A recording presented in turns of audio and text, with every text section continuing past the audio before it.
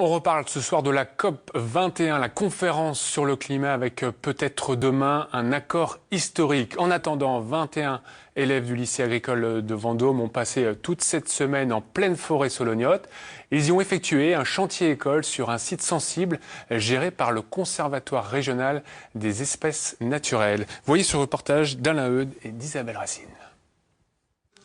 Donc, pour que tu attaques une trogne, il faut que tu regardes l'orientation de tes branches. Un cours pratique au milieu des bois, voilà à quoi ressemble un chantier école pour ces élèves de terminale, gestion des milieux naturels et de la faune.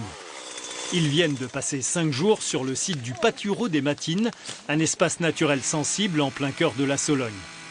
Ils y ont coupé plusieurs arbres, mais pour la bonne cause. C'est que là, on va essayer effectivement de faire un peu de place, parce que là, on a des espèces patrimoniales. C'est-à-dire que ce sont des petites fleurs, quelquefois, qui ne ressemblent pas à grand-chose, mais qui sont inscrites sur des listes d'espèces protégées. Il n'y a pas que les ours blancs, il n'y a pas que les tigres du Bengale. On a des choses de chez nous qui sont aussi très rares et qu'il faut essayer de préserver. Préserver la biodiversité est donc un pilier de l'enseignement que ces lycéens ont reçu pendant 3 ans. S'ils ont choisi cette formation, c'est bien sûr par goût de la nature. Alors l'enjeu actuel de la COP 21 les concerne tout particulièrement. Je suis comme tout le monde, j'écoute les infos, j'écoute tout. Et je sais que c'est la grosse problématique aujourd'hui, la pollution, la biodiversité, les espèces, envahissantes ou non. Tout ça, c'est un ensemble qui m'a fait aussi choisir cette formation. Pour ma part, j'aime être dans le milieu naturel, dans la forêt.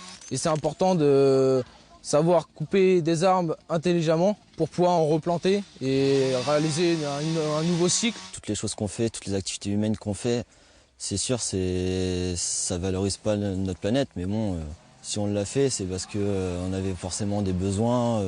On a construit des voitures, des choses comme ça. On va pas tout arrêter du jour au lendemain, ça sert complètement à rien.